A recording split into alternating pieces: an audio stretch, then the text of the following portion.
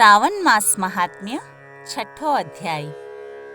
સનત કુમારે ભગવાન શંકરને કહ્યું, હે દેવ, મેં ઉત્તમ રવિવાર વ્રતના મહાત્મ્યને સાંભળ્યું। હવે તમે મને શ્રાવણ માસના સોમવાર વ્રતના મહાત્મ્યને કહો। ત્યારે ભગવાન શંકરે કહ્યું, હે સનત કુમાર, રવિ મારી આંખ છે, એનું મહાત્મ્ય શ્રેષ્ઠ છે।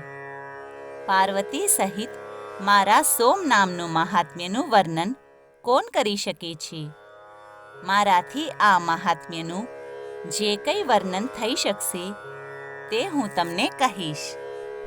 ચંદ્રમાનું નામ સોમ છે, બ્રાહ્મણોના રાજા સોમ છે, યજ્ઞ સાધન સોમલતાનું નામ છે। આ બધા મારા સ્વરૂપ છે, આ કારણે એ સોમ કહેવાય છે। હે વિપ્ર, આની વ્રત વિધિ સાંભળો। 12 માસમાં સોમવારનું વ્રત કરવું ઉત્તમ છે। યદિ 12 માસમાં વ્રત કરવા માટે સામર્થ્ય ના હોય તો શ્રાવણ માસમાં સોમવાર વ્રત કરવો। શ્રાવણ માસમાં સોમવાર વ્રત કરવાથી 12 માસ સોમવાર વ્રત કરવાનો ફળ મળે છે। શ્રાવણ શુક્લ પક્ષના પહેલા સોમવારથી સોમવ્રતનો સંકલ્પ કરવો। હું સોમવ્રત કરીશ, આનાથી ભગવાન શિવ પ્રસન્ન થશો। 4 સોમવારે સવારે આવો સંકલ્પ કરવો। યદિ શ્રાવણ મહિનામાં 5 સોમવાર હોય તો 5 સોમવાર આવો સંકલ્પ કરવો અને શિવનું અર્ચન કરવું। સાંજે શિવનું ષોડશોપચારથી પૂજન કરીને એકાગ્ર મનથી કથા શ્રવણ કરવી। શ્રાવણ માસના પહેલા સોમવારે ઉત્તમ વ્રત નિયમને ગ્રહણ કરવું। સ્નાનાદિ નિત્યકર્મથી શુદ્ધ થઈને શ્વેત વસ્ત્ર ધારણ કરીને કામ, ક્રોધ, અહંકાર, દ્વેષ, ચુગલખોરી આદિનો ત્યાગ કરવો।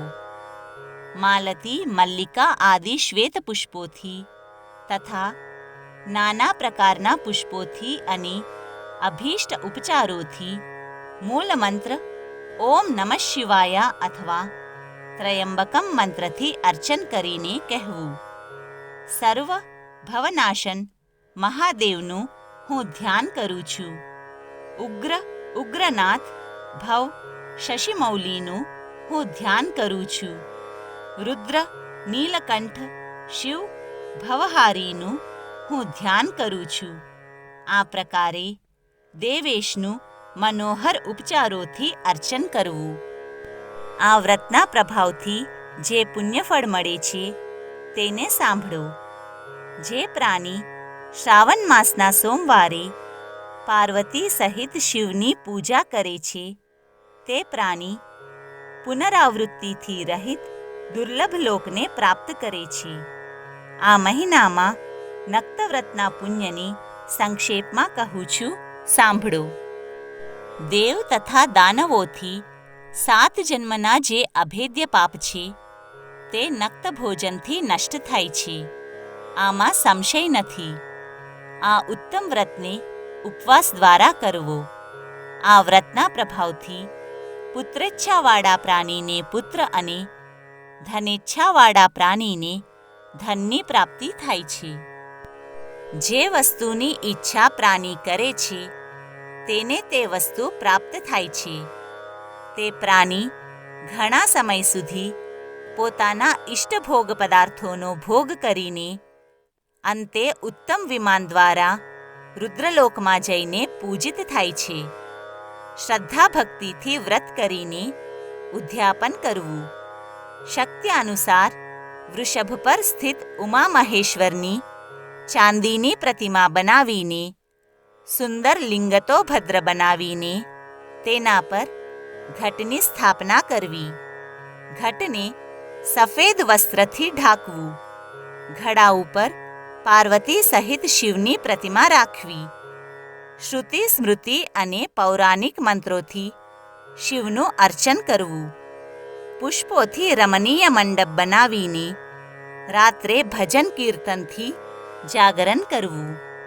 બુદ્ધિમાન પુરુષે ગ્રહસૂત્ર વિધાન દ્વારા અગ્નિની સ્થાપના કરીને સર્વ ભવનાશ આદિ એકાદશ નામોથી હવન કરવું.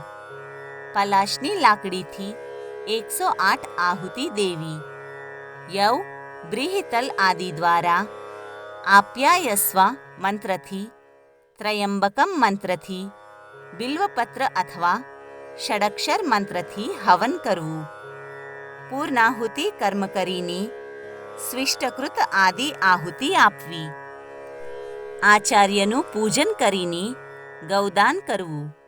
11 બ્રાહ્મણોને જમાડીને બાંસના પાત્ર સહિત 11 ઘડા બ્રાહ્મણોને દાન દેવા. પૂજામાં ચડાવેલી સામગ્રી આચાર્યને દાન કરવી અને પ્રાર્થના કરવી કે મારું વ્રત પૂર્ણ થાય. આ વ્રતના પ્રભાવથી શિવ પ્રસન્ન થશો. પછી પ્રસન્નતાથી બંધુ મિત્રો સાથે ભોજન કરવું.